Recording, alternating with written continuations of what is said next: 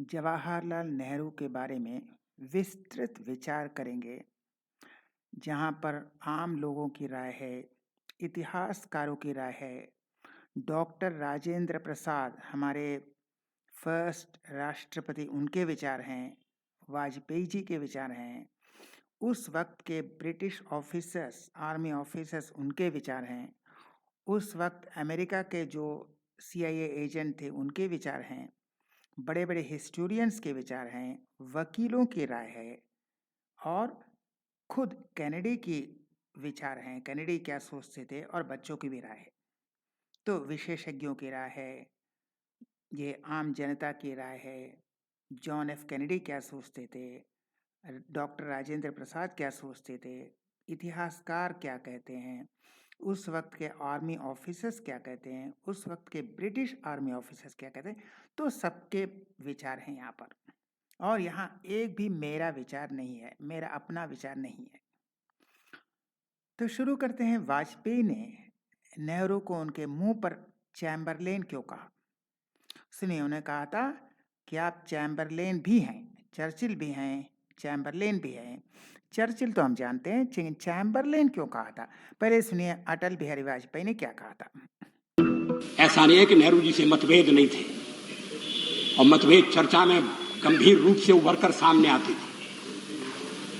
मैंने एक बार पंडित जी से कह दिया था कि आपका एक मिला जुला व्यक्तित्व है और आप में चर्चिल भी है और चैम्बरलेन भी है।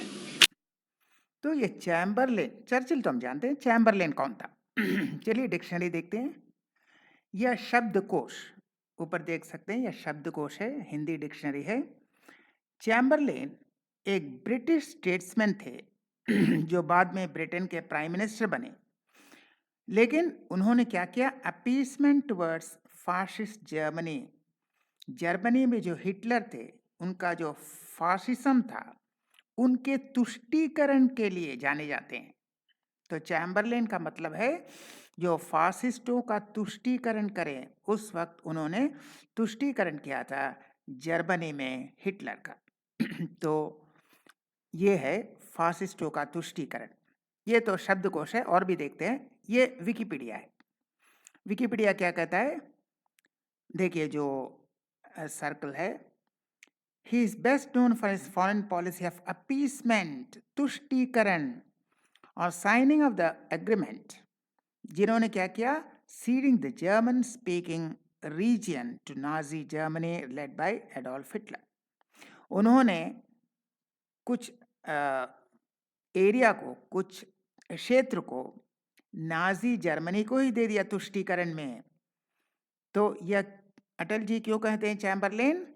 क्योंकि जिस तरह से चैम्बरलेन ने अपने देश का कुछ एरिया नाजी जर्मनी को दे दिया, उसी तरह से नेहरू जी ने कुछ एरिया चाइना को दे दिया, तुष्टीकरण। तो ये मेरा विचार नहीं है, ये अटल जी का विचार है।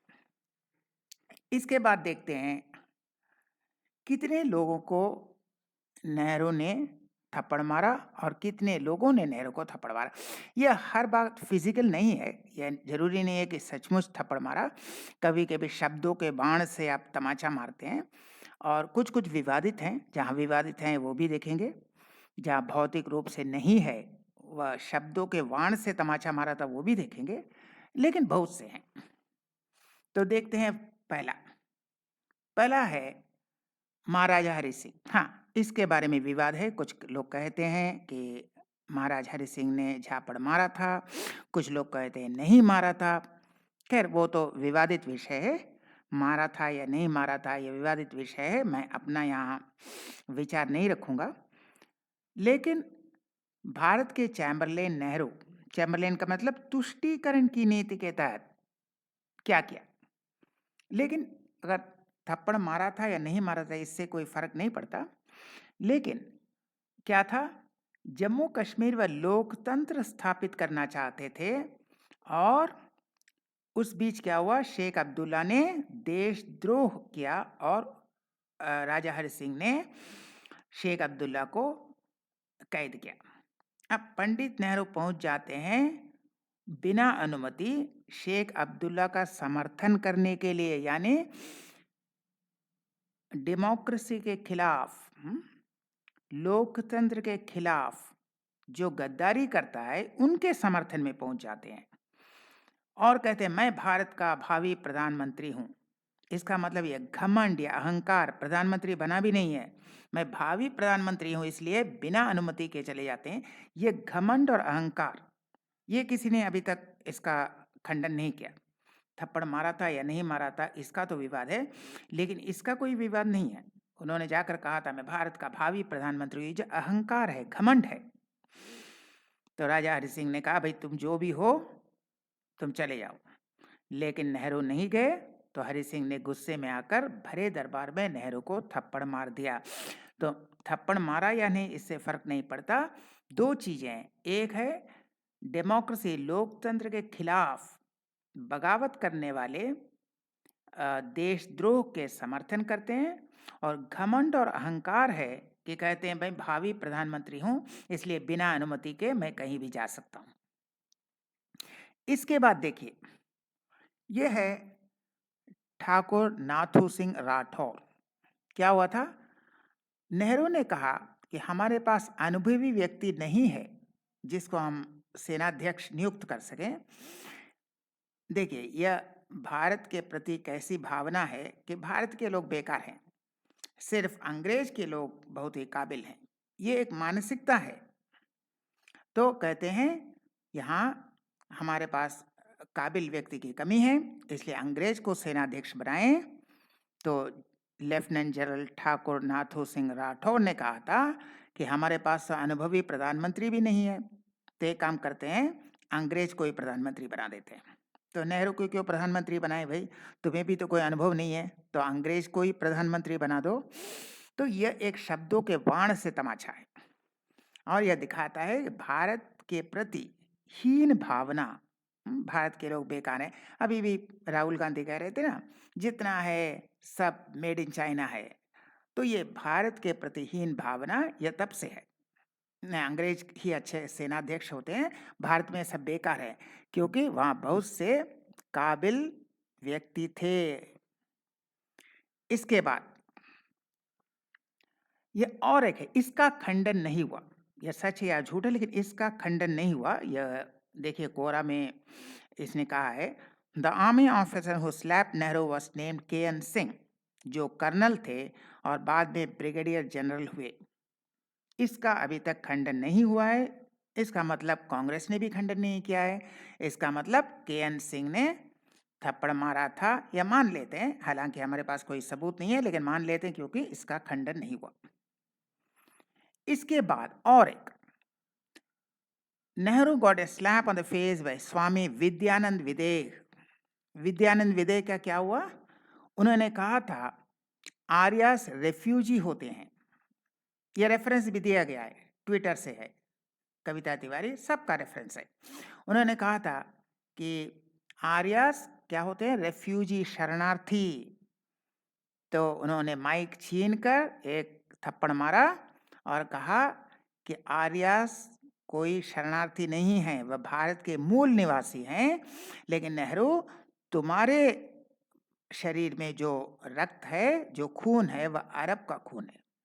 तुम्हारे जिसमें मुसलमान का खून है, किसका खून है? अरब का खून है, लेकिन हम मूल निवासी हैं। तो यह थप्पड़ मारने वाले स्वामी विद्यानंद विदेह, इसका भी खंडन नहीं हुआ। सिर्फ राजा हरि सिंह का खंडन हुआ, इस चीज का खंडन नहीं हुआ आज तक।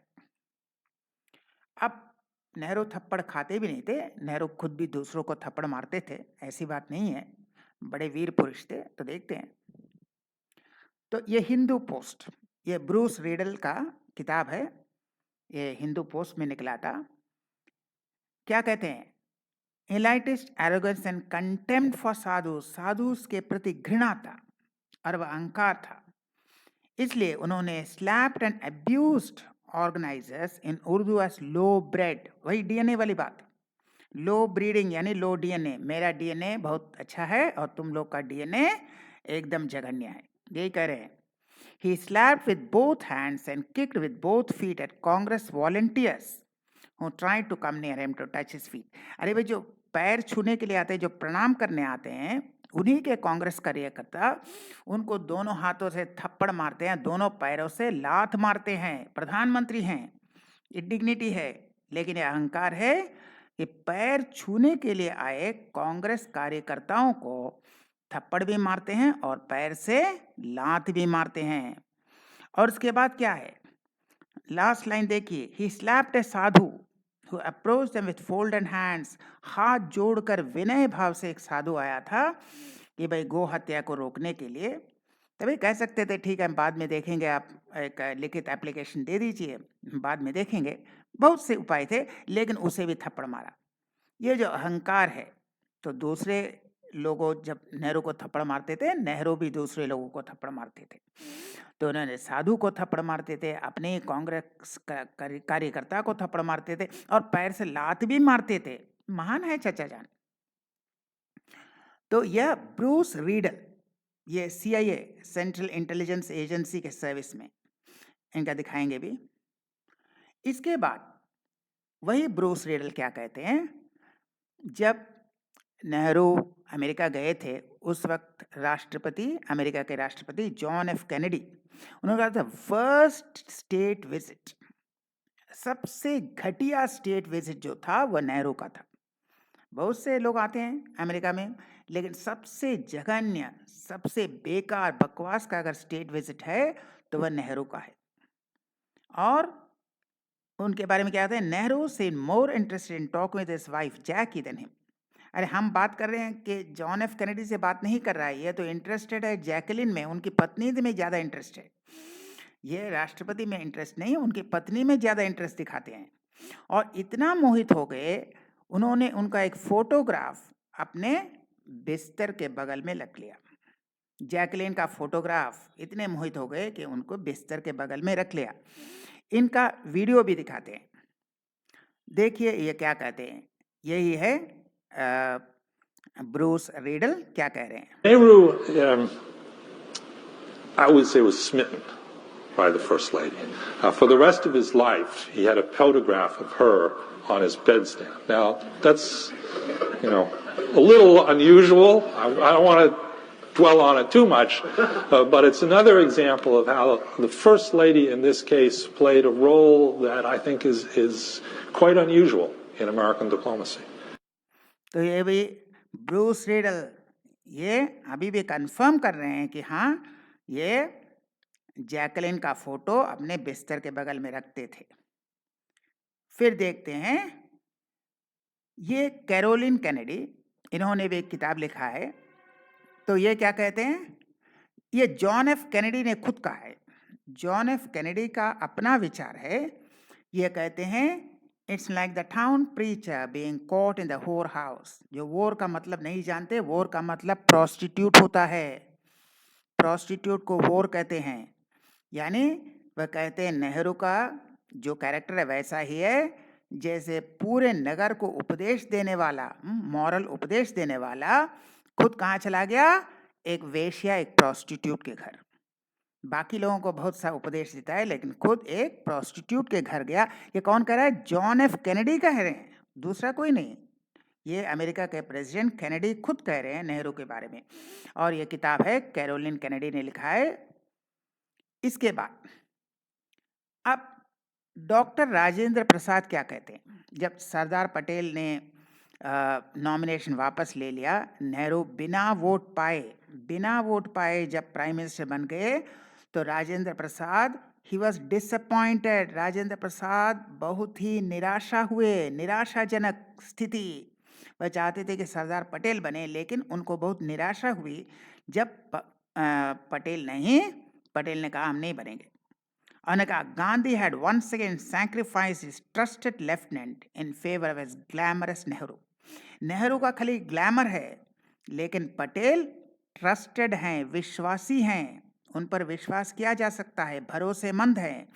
उनको आपने सैक्रिफाइस किया, किसके लिए, ग्लैमर भरा नेहरू, नकली जो चमक है नेहरू में, उनके लिए आपने एक विश्वासी भरोसेमंद सरदार पटेल को हटा दिया और ग्लैमर भरा नेहरू को रख लिया। ये कौन कह रहा है, डॉक्टर राजेंद्र प्रसाद कह रहे हैं, ये मेरा विचार नहीं है। मौलाना अबुल कलाम क्या कहते हैं? It was a mistake on my part that I did not support Sardar Patel. अब कह रहे हैं मैंने सरदार पटेल को समर्थन नहीं किया, यह बहुत बड़ा गलती था। यह अपने ऑटोबायोग्राफी में लिख रहे हैं। मौलाना अब्दुल कलाम आज़ाद अपने ऑटोबायोग्राफी, अपने आत्मकथा में लिख रहे हैं कि यह बहुत बड़ी गलती थी कि मैंने सरदार पटेल का समर्थन नहीं किया, मुझे सरदार पटेल का समर्थन करना चाहिए था। इसके बाद ये एक कहाँ से है ये भी देखिए, बाएं साइड में इसका दिया हुआ है। कह रहे हैं on June 3, 1947 Mountbatten with Muhammad Ali Jinnah and Jawaharlal Nehru, they met and announced that the subcontinent would be divided just 9 weeks later. 3 ही लोग मीटिंग में थे, सिर्फ 3 लोग, माउंटबैटन था, जिन्ना थे और नेहरू थे। तीनों ने मीटिंग किया और धड़ाधड़ फैसला कर लिया कि भारत को 2 टुकड़ों में बांटना है। 3 आदमी सिर्फ, और कोई बाहर का व्यक्ति नहीं था। अब यह मत कहिए सरदार पटेल था, सरदार पटेल नहीं थे, सिर्फ 3 आदमी, नेहरू, जिन्ना और माउंटबैटन, और उन्होंने ठीक कर लिया भाई इसको क्या करना है, भारत को 2 टुकड़ों में बांटते हैं। और फिर इस तरफ दाहिने में क्या लिखा है ये भी देख ले। यह दाहिने में क्या लिखा है ये इस तरफ देखिए, यह यहाँ पर It may be stunning to know that Nehru, with Gandhi's support, even tried in May to get the British to hand over in June. Congress was impatient for power. Power के लिए impatient है, एकदम धैर्य नहीं है, वह रुक नहीं सकते, बेकरार है भाई कब सत्ता मिले, सत्ता छीनने के लिए बेकाबू, बेकरार, impatient हैं, सत्ता के भूखे हैं, सत्ता छीनने के लिए रेडी हैं, यानी सत्ता का लोभ है। यह कौन कह रहा है? यह हिस्ट्री किताब है, बार्नी वाइट स्पनर। उनके बारे में देखते हैं कौन है। बार्नी वाइट स्पनर ये है commanded British and allied troops. ये ब्रिटिश ट्रूप्स के अध्यक्ष रह चुके हैं, ये ब्रिटिश आर्मी के अध्यक्ष रह चुके हैं, और इन्होंने बहुत से ब्रिटिश ट्रूप्स को काबुल में भी किया, बहुत जगह किया है, बाल्कन, इराक, अफ्रीका, एशिया। लेकिन सबसे यह इम्पोर्टेंट इसलिए है कि वह कब भारत में आए, ठीक भारत के आज़ादी के पहले, यानी जब ब्रिटिश राज का अंत हो रहा था, वह लास्ट मोमेंट में आए, इसलिए उनका एक एक शब्द महत्वपूर्ण है।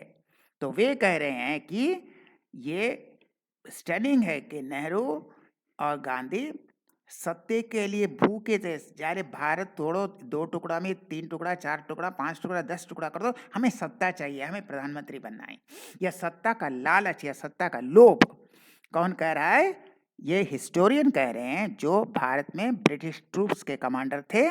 ये हैं बार्नी वाइट स्पनर। और इसको जो खुलासा किया है जॉन चीरन, ये जर्नलिस्ट है with times of India. Times of India के जर्नलिस्ट हैं, एक बहुत अच्छे जर्नलिस्ट हैं, और इन्होंने किताब से, ये अपना नहीं किया है, ये किताब से लिया है, पार्टीशन किताब है, and creation of Pakistan, story of partition, इनसे लिया है। और ये जो लिखा है वो सबसे करीब हैं ब्रिटिश ट्रूप्स के, और भारत का जो बंटवारा हुआ था इंडिया पाकिस्तान, उस वक्त जो भारत में थे उन्होंने अपनी आंखों से देखा है। इसके बाद काश्मीर बक नेहरू, जो राम माधव, ये भी बहुत अच्छे हिस्टोरियन है, बहुत बड़े हैं हिस्टोरियन। वे क्या कहते हैं? उन वर्षों के दौरान, यानी जब बंटवारा हुआ था, नेहरू अंग्रेजों के लिए एक उपयोगी उपकरण बन गए। ब्रिटिश उन्हें एक टूल की तरह व्यवहार करते थे, कठपुतली की तरह व्यवहार करते थे, कि वो जानते थे जो भी कहो नेहरू से करवाया जा सकता है, जो पटेल से करवाया नहीं, दबाव नहीं दिया जा सकता, पटेल पर आप दबाव नहीं दे सकते, लेकिन नेहरू को दबाव देकर वह काम करवाया जा सकता है। यह वह व्यक्ति थे जिन्होंने सरदार पटेल और अंबेडकर सहित अपने सहयोगियों की अनदेखी करते हुए कश्मीर को विशेष दर्जा देने पर जोर दिया था। ये कहते हैं जिन्होंने अंबेडकर भी नहीं चाहते थे कि 370 लगे, पटेल भी नहीं चाहते थे कि 370 लगे। अंबेडकर ने तो उसका मसला ड्राफ्ट बनाने से ही इनकार कर दिया था। फिर वो तो एक अयंगार से उन्होंने लिखवाया, वरना अंबेडकर तो कहा मैं इसका ड्राफ्ट मैं लिखूंगा ही नहीं, वो अयंगार से लिखवाया। तो खुद नहीं लिख सकते, कहते हैं मैं बैरिस्टर हूँ, वो एक लाइन नहीं लिख सकते। अरे अंबेडकर नहीं तो फिर दूसरे को खोजते हैं, फिर अयंगार मिल गया, खुद एक लाइन नहीं लिख सकते। बहुत बड़े बैरिस्टर हैं। अब ये असली डिग्री है या नकली डिग्री है, बात की बात है। तो पटेल और अंबेडकर दोनों नहीं चाहते थे, लेकिन उन्होंने कश्मीर को 370 देने पर जोर दिया था। तो इनमें ना अंबेडकर है ना सरदार पटेल हैं, यह पूरी नेहरू की जिद है कि 370 लगा। ये कौन कह रहा है? काश्मीर बक नेहरूज टू राम माधव, ये बहुत बड़े हिस्टोरियन हैं, मेरा विचार नहीं है यहाँ पर। इसके बाद ये क्या कहते हैं? कांग्रेस नेतृत्व यह स्वीकार कर रहा है कि नेहरू ऐसे महत्वपूर्ण मामलों पर भी अपने या अपने भारतीय सहयोगी के फैसले पर निर्भर नहीं रहते थे। वह भारतीयों को नहीं सुनते थे, वह ब्रिटिश के सुनते थे। भारतीय को नहीं सुनते थे, वह ब्रिटिश के सुनते थे और ब्रिटिश आकाओं की धुन पर नाच रहे थे। ब्रिटिश कठपुतली जैसे ही उनको नचाए, नेहरू को नचाता था, वह नेहरू नाचते थे ब्रिटिश की बात पर। भारतीयों को कुछ समझते ही नहीं थे, बेकार समझते थे, और ब्रिटिश जो बोले उनके ट्यून पर वह नाचते थे। तो जो करवाना है वह नेहरू पर दबाव डालकर ब्रिटिश करवा लेता था। इससे भी बुरी बात यह है कि राजनीतिक नेतृत्व में जो गलतियां की, उनके लिए सेना को बलि का बकरा बना दिया। गलतियां नेहरू ने की और सेना को बलि का बकरा बना दिया। यह मैं नहीं करा, ये हिस्टोरियन कह रहे हैं। उन वर्ष के दौरान नेहरू अंग्रेजों के लिए उपयोगी उपकरण बन गए, ये टूल हैं। ब्रिटिश को कुछ करना है तो नेहरू को टूल जैसे इस्तेमाल करते हैं। यही एक बेवकूफ है भाई, इसको जो बोलेंगे यही करेगा। तो एक उदाहरण दे रहे हैं, जब सरदार पटेल ने पाकिस्तान को 550 मिलियन रुपए देने से इनकार कर दिया, कहा भाई हम उनको पैसा देंगे और हम ही पर गोलियां चलवाएंगे, हम ही पर बम फेंकेंगे, उनको पैसा देंगे तो वह नहीं चाहते थे। तो क्या किया? माउंटबेटन ने गांधी तक पहुंचने के लिए नेहरू का इस्तेमाल किया। तो माउंटबेटन जानते थे भाई किसको पकड़ना है, गांधी को पकड़ते हैं, गांधी नेहरू को पकड़ेगा और नेहरू पटेल पर हावी होकर उन्हें विवश करेंगे कि 550 मिलियन रुपए हस्तांतरित करे, जिससे वह बम बनाकर हम ही पर फेंकेंगे। तो ये है माउंटबेटन क्या करता था? गांधी और नेहरू को टूल बनाया था, एक ताकि उनके धुन पर नचाने के लिए, क्योंकि इनका अपना व्यक्तित्व नहीं है। इसके बाद आम जनता क्या करती है?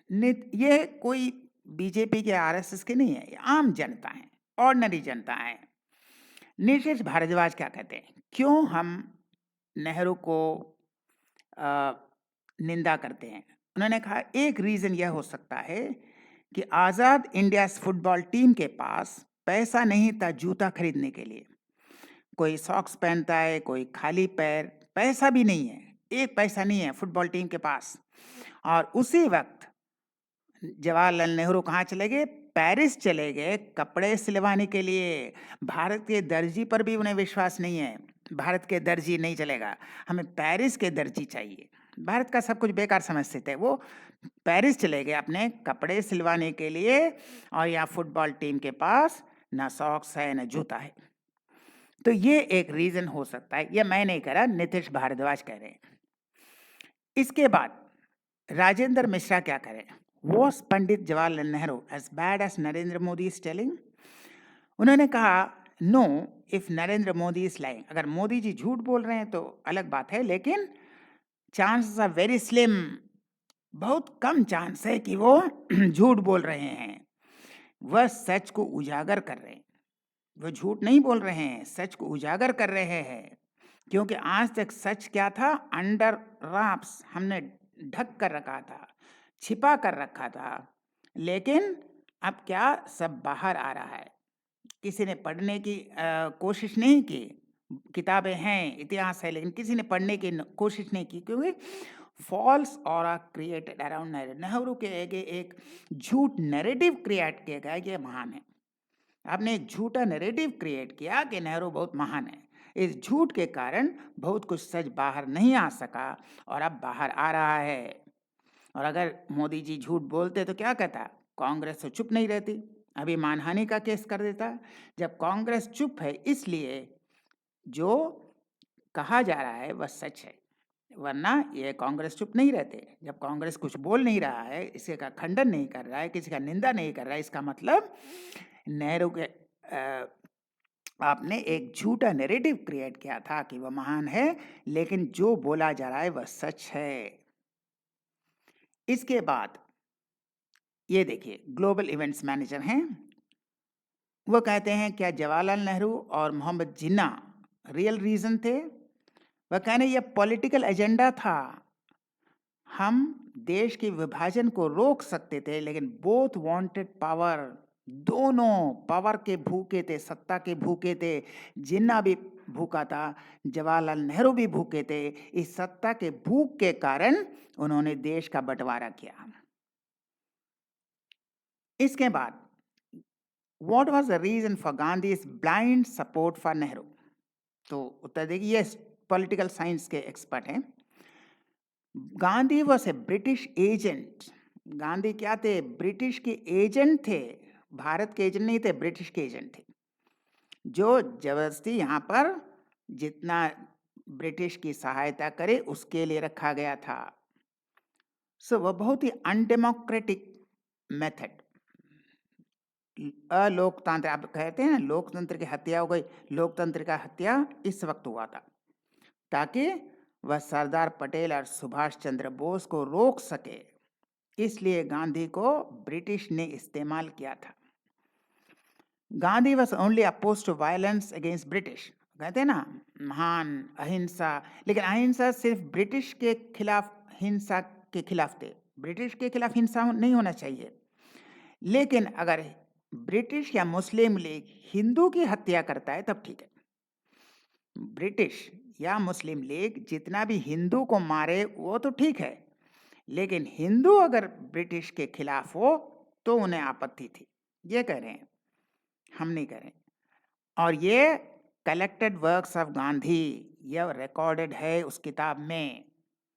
तो अहिंसा का जो झूठा है वह झूठा है।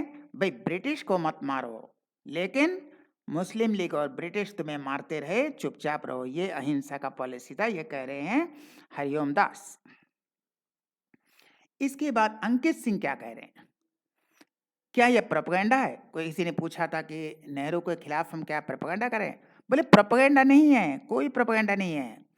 या people have finally started to realise, पहले जानते नहीं थे, आजकल वह समझने लगे हैं। नेहरू क्या था? हाइडियस, ये गलती से स्पेलिंग गलती कर दिया, हो सकता है टाइपिंग में गलती हो गया। ये हाइडियस नेहरू यानी जघन्य, हाइडियस का मतलब जघन्य। ये जघन्य नेहरू कितने जघन्य थे और अपनी ड्यूटीज में कैसे थे, ये हम आजकल समझ रहे हैं। पहले जो समझते नहीं थे अब समझ रहे हैं। पावर हंग्री, सत्ता के भूखे, रुथलेस, परवर्टेड, मानसिक रूप से विकृत, पर्सनल लाइफ में और पर्सनल ग्लोरी, वो अपना खाली ग्लोरी, अपना को महान साबित करना चाहते थे, इसके लिए भूखे थे और विकृत थे। और इनकॉम्पिटेंट इन ऑल एस्पेक्ट्स, हर क्षेत्र में फेल, फॉरेन पॉलिसी में फेल, इकोनॉमिक हैंडलिंग में फेल, क्राइसिस लीडरशिप में फेल, मॉरल अथॉरिटी में फेल, हर जगह फेल। क्योंकि आपने एक नकली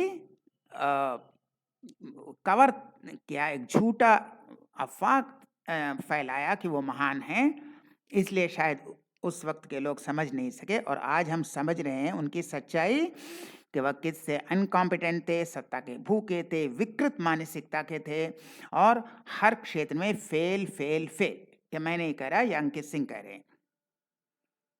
उसके बाद रुद्रा शर्मा, जो हमेशा हिस्ट्री की परस्यूट करते हैं, वो कह रहे हैं कि यह प्रोपेगेंडा नहीं है, दिन पर दिन सच सामने आ रहा है। सच्चा इतिहास जो छिपाया गया था, आज तक जो छिपाया गया था, वह बाहर आ रहा है। अब जो हम कह रहे हैं वो सच है, पहले जो कह रहा था वो झूठ है, अब वाला सच है। तो क्या था?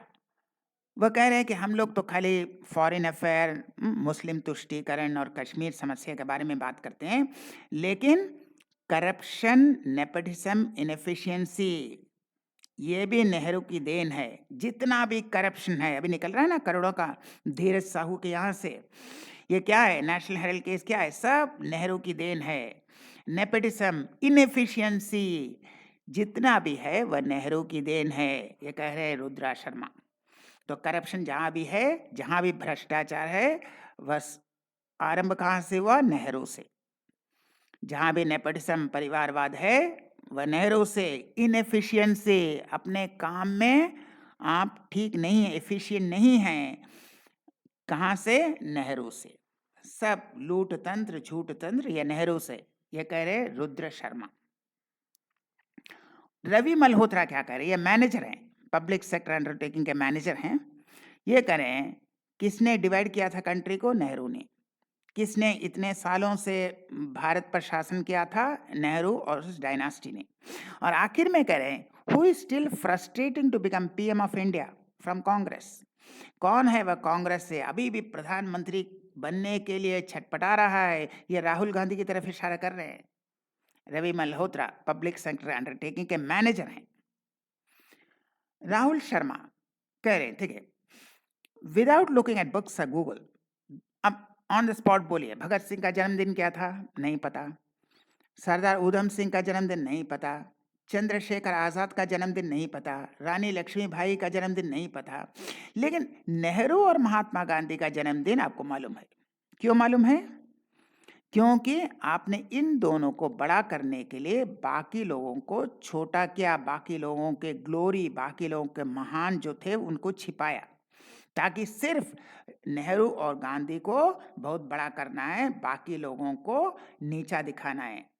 When you make the face of others blur, दूसरे के चेहरों को छिपाया गया ताकि इन लोगों को हाईलाइट कर सके। ये प्रॉब्लम है। ये कोई अपोवाइवो नहीं है कि एक फोटो को आप चमक दमक करके हाईलाइट करें और बाकी को छिपा दें। उन्होंने कहा था, कब मुझे I started getting ill feelings, कब? जब सरदार पटेल का जो स्टैचू है उसे वेस्टेज ऑफ मनी कहा गया।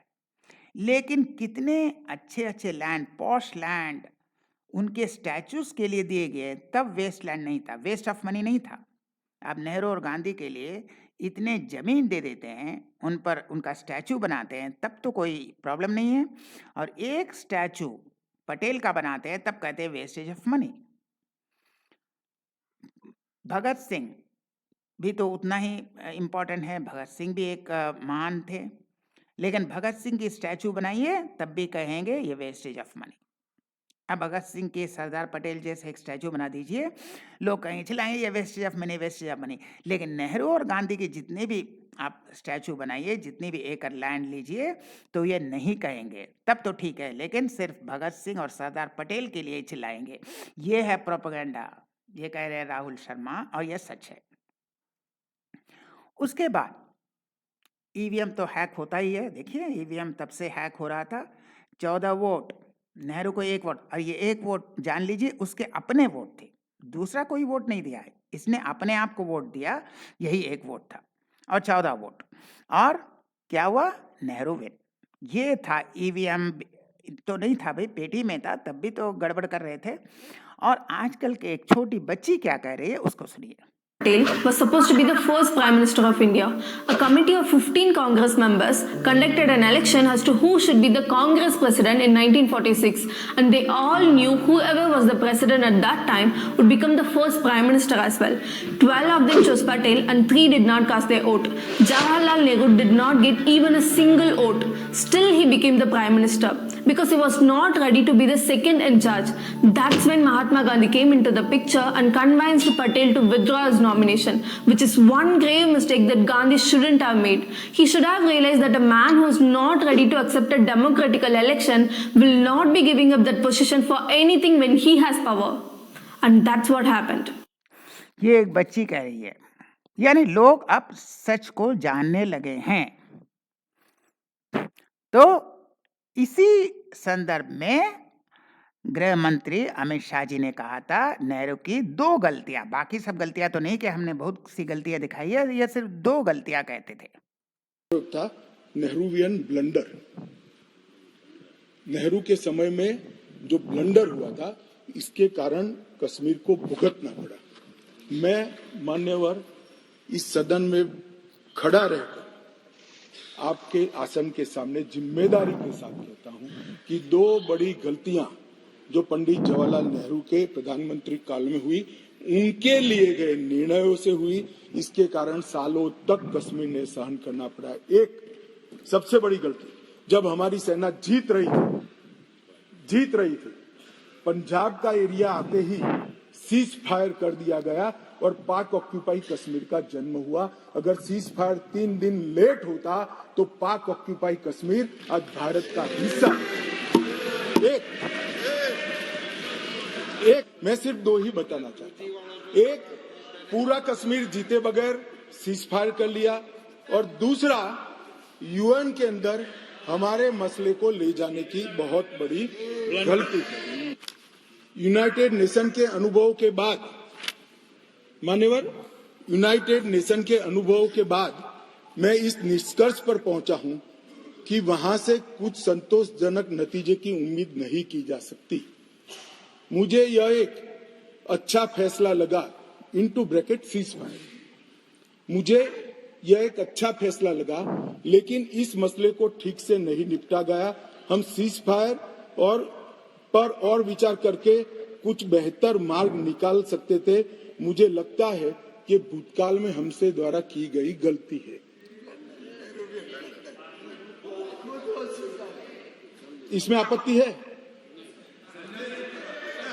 नहीं कर सकते, स्वयं जवाहरलाल नेहरू ने कहा है। तो ये देखिए, ये कांग्रेस की हालत देखिए, जो स्वयं जवाहरलाल नेहरू ने किया है उस पर भी ये चिल्लाते हैं। उसके बाद एक गलती जो शायद हम लोगों को पता नहीं है, ये अश्विनी उपाध्याय बताएंगे। ये बहुत बड़े वकील हैं, एक राष्ट्रवादी वकील हैं, इनको PIL मैन कहा जाता है। सुनिए ये क्या कहते हैं। ये भारत के जो चिकित्सा सिस्टम है, और खासकर अभी जो सुप्रीम कोर्ट से रामदेव जी को कहा गया था, उनके बारे में क्या कहते हैं। जो रामदेव जी को कोर्ट ने कुछ कहा है, उल्टा सीधा कहा है, उसका जो मूल कारण है वो नेहरू जी द्वारा बनाया गया 1954 का कानून है। भारत की चिकित्सा व्यवस्था को बर्बाद करने, भारत की चिकित्सा, योग, आयुर्वेद, नेचुरोपैथी को खत्म करने के लिए अंग्रेजों ने 1940 में कानून बनाया था, ड्रग एक्ट। नेहरू जी ने उस कानून को खत्म करने की बजाय उसी कानून को कॉपी पेस्ट मार के एक नया कानून बना दिया 1954 में, जिसको कहते हैं drug and remedy act, magic act. और वो कानून आज भी चल रहा है। उस कानून में क्या है? उस कानून में 55 बीमारियों की लिस्ट है, और कानून ये कहता है कि इन 55 बीमारियों के बारे में आप प्रचार प्रसार नहीं करेंगे, आप ये नहीं कहेंगे कि इन 55 बीमारियों का हम इलाज कर सकते हैं। अब कानून बना क्यों था? अंग्रेजों ने क्यों बनाया था? अंग्रेजों ने इसलिए बनाया था, उन 55 बीमारियों का उस समय एलोपैथी में इलाज ही नहीं था। तो ये नेहरू की और एक गलती है कि उन्होंने ड्रग एक्ट को, और भारत के प्रति कोई तो सम्मान है नहीं, भारत के चिकित्सा पद्धति के बारे में विश्वास नहीं है। जो ब्रिटिश ने कहा, ब्रिटिश तो उनको अपनी धुन पर नचाते थे, कठपुतली की तरह नाचता था वो ब्रिटिश के कहने पर, तो उन्होंने वही कॉपी पेस्ट कर दिया। उसके आगे ये क्या कहते हैं अश्विनी उपाध्याय जी। मतलब भारतीय चिकित्सा में उसका इलाज है, नपुंसकता का इलाज, बाजपन का इलाज भारतीय चिकित्सा में है, योग, प्राणायाम, नेचुरोपैथी में इसका इलाज है। और मैं बहुत ऐसे लोगों को जानता हूं जिन्होंने रामदेव जी के यहाँ अपना उपचार कराया और ठीक हो चुके, डायबिटीज ठीक हो चुकी है, कैंसर का वो इलाज करते हैं। मैं अपना बताता हूं, मेरे पिताजी का घुटना खराब हो गया, राइट, मैंने एम्स में दिखाया, बोले घुटना ट्रांसप्लांट करना पड़ेगा। मैंने राम मनोहर लोहिया में दिखाया, बोले घुटना ट्रांसप्लांट करना पड़ेगा। मैंने दिल्ली के सबसे बेस्ट प्राइवेट हॉस्पिटल में दिखाया, बोले घुटना ट्रांसप्लांट करना पड़ेगा। मैं उनको हरिद्वार ले गया अपने पिताजी को, 10 दिन वहां रहे, 10 दिन में पतंजलि में बिल्कुल फिट हो गए। आज की डेट में ट्रांसप्लांट करना छोड़ दीजिए, आराम से खेतों में भी जाते हैं, साइकिल भी चलाते हैं, आराम से इंडियन टॉयलेट में भी बैठ लेते हैं, सब काम अपना काम करा रहे हैं। जो 3-4 लाख रुपए घुटना का मांग रहे थे वो भी हमारा बच गया और घुटना ट्रांसप्लांट नहीं कराना पड़ा। अब एलोपैथ के पास घुटने का इलाज नहीं है, केवल एक ही इलाज है, ट्रांसप्लांट करना। आयुर्वेद में नेचुरोपैथी में इलाज है, बिना ट्रांसप्लांट के घुटना ठीक हो जा रहा। तो ये है भारतीय सिस्टम का। जो लोग भारत के सिस्टम से घृणा करते हैं, सिर्फ विदेशी ताकतों की और विदेशी प्रणाली को चकाचौंध में रहते हैं, उनके लिए है। और यह नेहरू भी इसी के थे। विदेशों में तो बहुत भरोसा है, भारत पर उन्हें भरोसा नहीं है। तो thank you for watching, we will come back with more videos. यह सबसे बड़ा मिसफॉर्चून है हम लोग का, सबसे बड़ा दुर्भाग्य है कि हमने एक इनकॉम्पिटेंट, लोभी, सत्ता के भूखे और बकवास मनुष्य को हमने प्रधानमंत्री बनाया। जितने गलतियां तो बहुत की, लेकिन सही काम एक भी नहीं किया, और उसके कारण भारत आज भी भुगत रहा है। जितना भी करप्शन है यह इनके कारण, जितना भी परिवारवाद है इनके कारण, जितना भी भ्रष्टाचार है इनके कारण, करोड़ों के नोट निकलते हैं इनका कारण, सब इन्हीं के कारण, और भारत का बंटवारा इनके कारण, और 370 भी इनके कारण। तो ये जितनी गलतियां करते हैं, एक भी काम सही नहीं किया।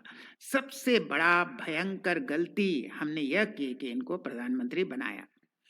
हम फिर मिलेंगे ऐसा और वीडियो के साथ, तब तक के लिए नमस्कार।